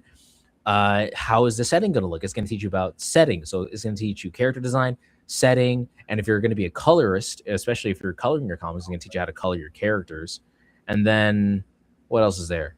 It also teaches you story structure, just the basic premise of like a basic fairy tale story, because most of them, or at least how we perceive them nowadays, there's always a lesson to them. So getting to understand that story and then trying to adapt it in a comic style is There's very, a very setup and a payoff. There's, somebody trying to pull something clever and getting caught and it not working. There's so many cool little things to do in there. And it'll push you out of your comfort zone. Like, it's easy if you love drawing sci-fi aliens to take Little Red Riding and turn it into sci-fi alien stuff and draw what you already like to do. But draw it as a period piece. If you don't like doing that all the time, challenge yourself. Draw something out of your comfort zone, and you'll have to get good at stuff. And that's, if you want to work in this business, that's what you got to do, because Pretty you got much. to be ready to draw a sci-fi book or a fantasy book or a slice of life book or whatever it is that people want you to draw. What if they want a golden retriever to be one of the main characters in the book and you've never drawn dogs before? Then you can get an action figure and you can learn to draw that dog real quick. That's what I did. And something interesting as well, I saw this again, while doom scrolling, I also came across a really good video about like how someone talked to Akira Toriyama, I believe, who's the creator of Howl's Moving Castle, like all those Studio Ghibli films.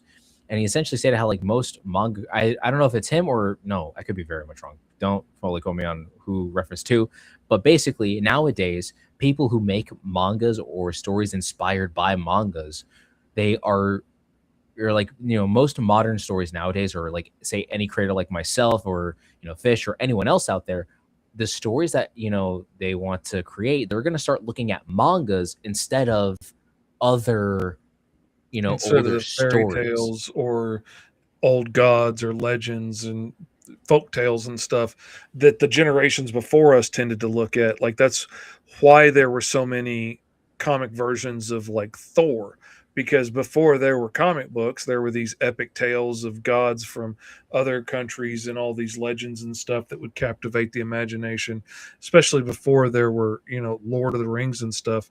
This was really cool stuff to read, and it inspired a generation of people, and they all had a lot of the same ideas. So there's a lot of characters that like get their powers from ancient gods and things like that. And Hercules and Thor made appearances, and Shazam gets his powers from all kinds of ancient gods and stuff. It's that kind of stuff inspired them, like comic books and cartoons inspired my generation, and manga and anime and video games are inspiring the new generations.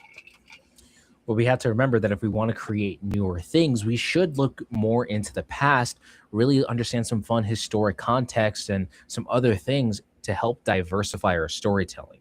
Because listen, anime, shonen manga in particular, it's usually about a bunch of dudes fighting each other, whether they're trying to achieve the goals of getting, awesome friends, finding treasure, or something else in between. But we can't always look to anime and manga. Yes, we can use them as references, as good inspirations. But like, here's something interesting as well. 2000 and what was it, 2004, I think it was. I don't fully remember, but I do know that basically there's a joke of amongst Odyssey fans that the SpongeBob movie, like the first SpongeBob movie, was essentially the Odyssey just reimagined. Because SpongeBob and Patrick get a bag of wind. They end up encountering, a guy in a dive suit, which is supposed to be the Cyclops, going through an entire, realm filled to the brim with monstrous looking people. That's basically just the Odyssey, but it was done through a funny SpongeBob lens. Lion King was basically a reimagined Hamlet, was it? If I'm incorrect, I believe that they said that it was like a Hamlet. Well, yeah, I mean, it was also a direct ripoff of, what was it, the White Lion or whatever from anime. Kimba the And White Lion. yeah, I mean, it was absolute total ripoff of that. But again, it's going back to Hamlet and stories like that before it. And which in a weird way is what makes those movies so timeless, is because they Mhm. used older stories as the basis and they kind of took it from there. So again, and mind you, so like solid forms of advice there is number one, you know, just dang it, what was the first one? I lost it. It was basically just read other stories. Don't just read like, the stuff that's out today. That's good if you do. Have fun, enjoy your stuff. I'm not going to tell you not to. But like read Shakespeare, read, old folklores, research some old legends, and just look into those kinds of stories. Broaden your horizon in terms of, stuff that's what it was. It was draw the lazy things, right? Yes. So basically, draw the lazy things. Number two, draw the basic poses or use other inspirations for said poses. Number three, just adapt a classic fairy tale, whether you want to go the historical Grimm Brothers accuracy to it, or if you want to take the Disney route and just kind of make it your own, just adapting that kind of fairy tale, do it, or just adapt any public domain story. And then, from there, I would say, then after that, just broaden your horizons. Because again, throughout doing all of that, it's really just going to help you out in the long haul of just your journey in storytelling, learning how things, work, how to just get stuff done. And I guess another thing too is to draw like every day, Yeah, that's also another thing. Draw every day. Even if it looks crappy, you got to draw every day. Yes, Ben, you are here and just yapping. Sorry, I just got to be a little informal out there. Got to let people know that you got to do some things in order to make. Well, and I had to turn my mic off for a minute because the wife got home and the dogs absolutely died. You would swear there was a giant toxic zombie in there puking toxic waste on them because they were.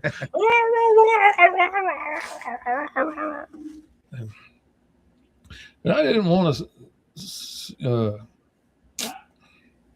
expose you guys to such horrors and torments as they were going through. So I decided to be nice. So crazy that the mythology is turning into okay, see that there you go. You can always take that route. Heck, I would even say the dogs coming through. I haven't heard them, or at least I haven't. But I would say too, also like broaden the types of stories that you want to indulge in. Like realistically speaking, Marvel's stories are all just soap operas that just happen to have superheroics in them. True.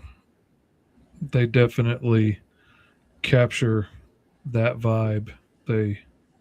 That's part of what's always made them interesting is that interpersonal, dilemmas and the,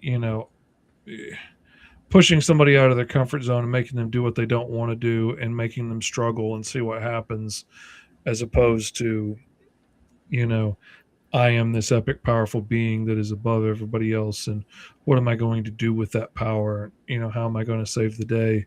Which is interesting. It's its own type of heroic tale and has been stories that they've told just as much and for just as long. But, it's just a different storytelling technique, focus, what have you. But I was always definitely more drawn to the Marvel stories for sure. I didn't like all the boyfriend girlfriend kissy stuff when I was young. Like, why'd Spider-Man have to get married? That's gross. But now I find that stuff really interesting because it adds so much more struggle and interest and people to worry about and all of that stuff than there was there before.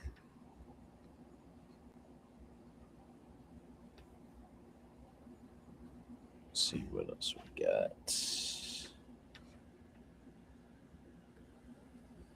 Of course, we got this main pose over here.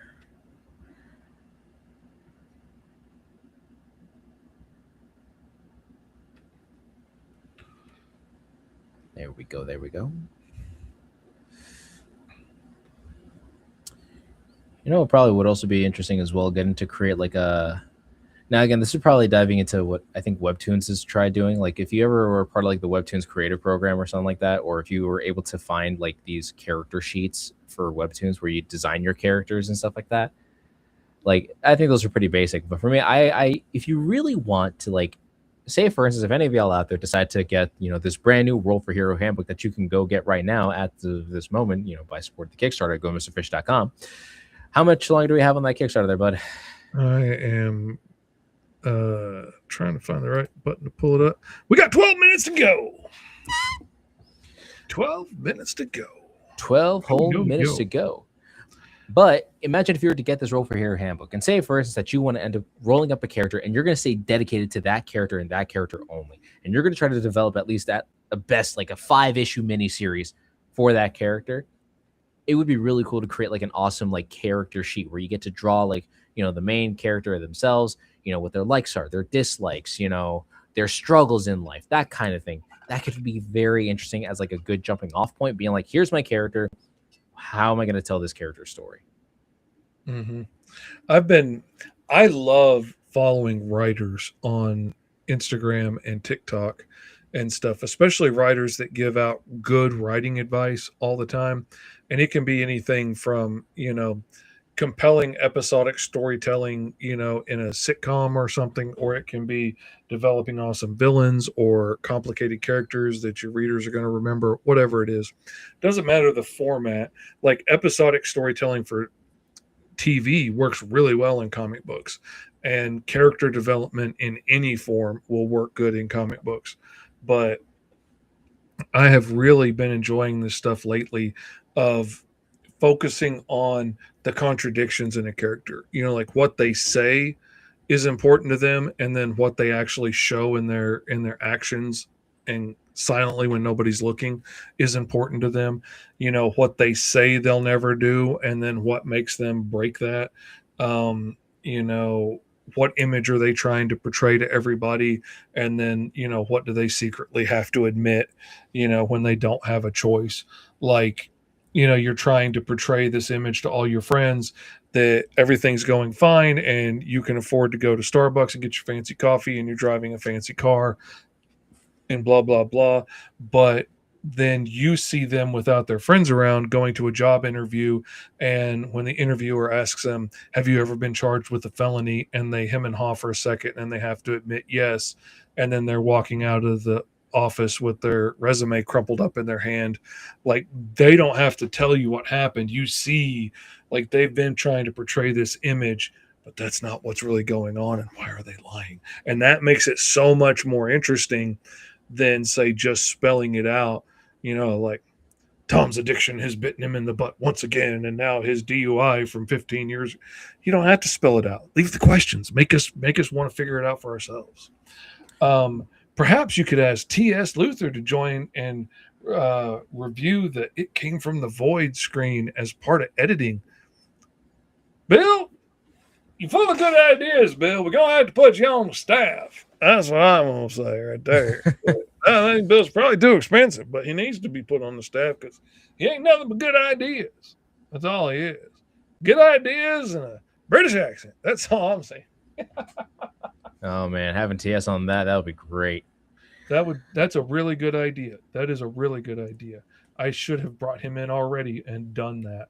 But I'm no Bill. I'm just Uncle Fish over here trying to make some funny books and trying to see if we can get this up to $3,000 before the 8 minutes is out. But I don't think that's going to happen this time. We got real close to scraping that $8,000, but we just haven't made it yet, unless some generous benefactor goes in and throws $200 in there real quick. I don't see it happening in the next 8 minutes, but I do. But I will say too, to everyone who's still to the peanut gallery, if you will, thank you guys so much. Mind you, this is my first, like, even like Fish has done 99.9% of the work. Let's be honest here, but he has. I'm going to be honest. He has. I'm just really grateful. Sorry. I'm really grateful to be part of this project, and the fact that what was once a show and an idea that we both had finally getting to become something more than just a show, but a fun experience, a fun educational, means of creating something, a parent connecting with their kid. I am so grateful. I'm very thankful for the fact that there are so many of you guys out there that want to see this project come to light. And I really don't know, like it really does just it's nice. I feel very blessed knowing that this was number one, a Kickstarter project that, that they love. And the fact that this is, one of the best collaborative efforts ever, again, what was once a show, an idea that, just kind of sporadically came out of nowhere is now a full-blown handbook, getting to see some awesome people coming up with great characters, getting to see people use some of these characters in their projects and ideas. Cool part. That's a really exciting part to me, is to see like how many characters Dadpool and Ben and Dragon Gaming and Bill and all these people have been coming up with is awesome. Like that cements it in my heart that this is something bigger than just I like drawing off of random prompts and you like drawing characters off of random prompts and we both enjoyed doing this together. It shows that there's more to this and that lots of people can enjoy this same thing, which makes me want to get it out there into as many people's hands as we possibly can. And I'm excited about that. I'm really looking forward to seeing what happens with this in the future. I'm honestly seriously considering doing like a big print run after we get this revised version of it, so that we've got many a copy of the Roll for Hero Handbook at a very affordable price, so that it would be easy to make bundles for schools and stuff that are easily affordable for them to buy in bulk and stuff to do it with their kids in art class or whatever, or in their comic book club. There's so many creators I know that are running comic book shops with their students at different schools and stuff and helping them write stories and design characters and stuff. It would be so awesome to be able to just say, oh, here's 30 copies of this, give it out to your kids, let them have fun with it, see if they come up with something cool for the comic you're working on. I'm enjoying it. I'm glad y'all enjoyed it too. I'm glad being a part of this journey. I mean, again, it's one thing after another. Never really expected to be in this position. I'm really just grateful and thankful for, first of all, for Fish for even reaching out for this idea, for this to even be a weekly stream. Because, I was just doing this on my channel as a one-time gimmick. I was like, I should probably just do something to get away from making public domain videos all the time.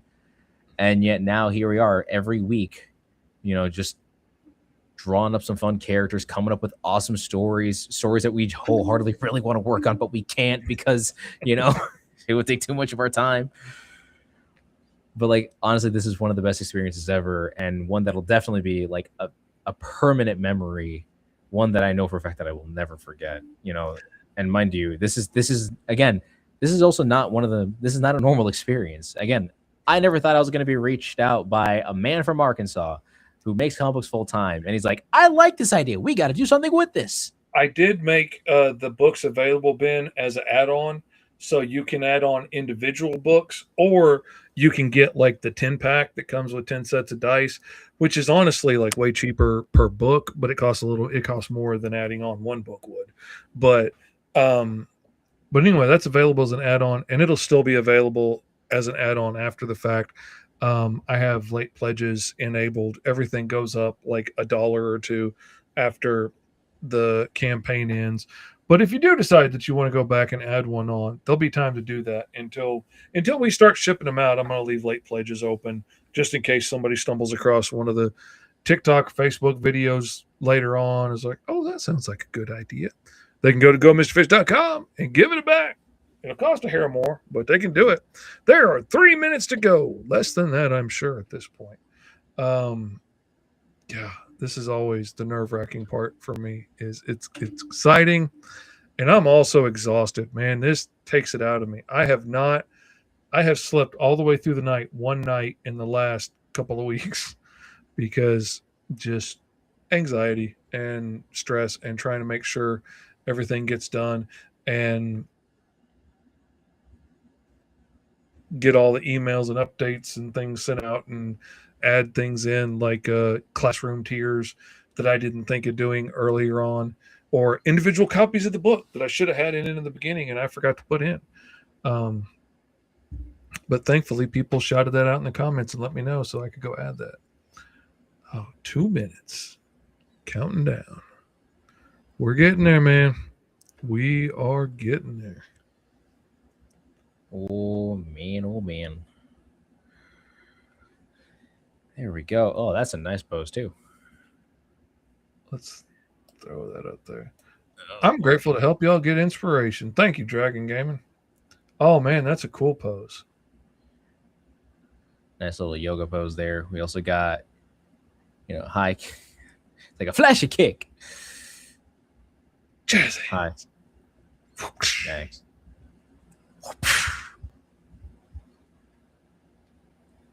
That's awesome. So now we get to see the more acrobatic style kind of characters here. Mm-hmm. Oh, man. Oh, man. This is crazy. Let's see. Move that one up there because we're getting into the seconds now. I'm not going to count down from 90 seconds, but you can count down at home. I'm not in the mood to count down. You all can do it. Record yourself counting it down and post it with the hashtag roll4hero. And we'll show it at the end of the next campaign. Genuinely, if anyone does that now, have at it. 66, 65. Dang it, I messed up. Start over. Oh, we're down to 1 minute. Well, less than 1 minute. We're down to 1 minute and counting. 52 seconds. That time again is 47 seconds.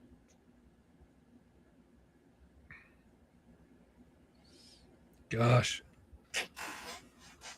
I just want to thank the Academy. I want to thank my mom, my dad for believing in me. I want to thank Esteban's dad for believing in me. I want to thank God. I want to thank Esteban's dad for letting him play with me. And I say, you're a weird old man. Go away when I ring the doorbell. He said, sure, play, get him out of here. That's all I care about. He was so excited the day I left home. Just don't bring him back till the street lights come on. That's all I ask. All right. 1-0. And there goes the confetti. We have a successful campaign. 280% funded. Thank you all so very much. Can't wait to get this book out to y'all. Got a lot more shows to do because we still got a lot of pages to pencil and ink and whatnot and get all put together. But it's coming along, man. It is coming along. Might start doing a little bit of that stuff in between shows because it's going to be a few pages to pencil and ink, and that's going to take a while if we just stick to the live streams alone. But it might do some live streaming in between, like on my end. I might do some during the day, just like go on TikTok or something for a while and work on some pencils, just to help get some new attention out. Oh yeah, for sure. And then obviously I got to do my inks here and there. Obviously I got to get back on making some YouTube videos and stuff, but can't wait to work on this. We're going to obviously have our fun standard roll for hero style kinds of episodes. We're just going to roll up some fun random characters here and there, but obviously we're going to do what we can to show off the awesome characters and getting to show off, the story of It Came from the Void. So I'm super excited. I can't wait to see, how this mini comic is going to turn out. This is just going to be a blast, and have everyone who has partaken in this. Thank you for for those in the chat. Thank you guys so much for being here, getting to see the Kickstarter be, again, successfully funded 5 hours in, but now, here 280% funded. I'm super, super happy that we got to this point. I can't wait for later editions of, other handbooks that we might do for later down the road. Heck, who knows? Maybe, since we've, finished the Kickstarter here, we could start a whole brand new season rolling up a whole new setting and rolling up whole new characters for that setting. We could. And that could be interesting. We could do a whole season of rolling up new characters in a new world and let that be what the next campaign is for that book. So if you want to do that, you probably ought to get over to YouTube and whatnot and give us some follows and click some notification bells so that you know when we're going live, so that you could be there and take part of it, so that you could let everybody know that you had a hand in that new one. Imagine the characters made on Roll for Hero were swapped. Ben just always throwing out the monkey wrenches. He's just always throwing out the new ideas. Oh, man. But on that note, I do need to get going because my wife just got home and I got to eat some dinner because I'm getting dizzy and I need some protein. So, and you need that. And I have essentially some content that I really got to start getting on to. So again, everyone here, thank you guys so much for partaking in, being part of the Roll for Hero Handbook Kickstarter. Thank you for having it fully funded. Thank you for getting it to this part. I am so thankful and grateful for being part of my first Kickstarter adjacent project, being funded, and being here today. So thank you, Fish. Thank you, Dad. Thank you, Mom. Thank you, God. I give this all to you. But outside of that, we will be ending our full-blown session here. So to my fellow nieces, nephews, and to those in between out there, make sure to follow these 3 simple rules. Make sure to stay awesome, make sure to stay weird, and make sure to keep life to the easiest. And always remember that art inspires all, but you can inspire more. But until then, everyone, your uncles love you, and stay ultra. Roll for Hero! And even if you were to have like a prompt of 10 different things, right? Like say if you had one prompt of like, here's 10 different personality traits, here's 10 different superpowers, here's 10 different drawbacks. I like coming up with random list of powers and then just see what I come up with. Imagine rolling just those things every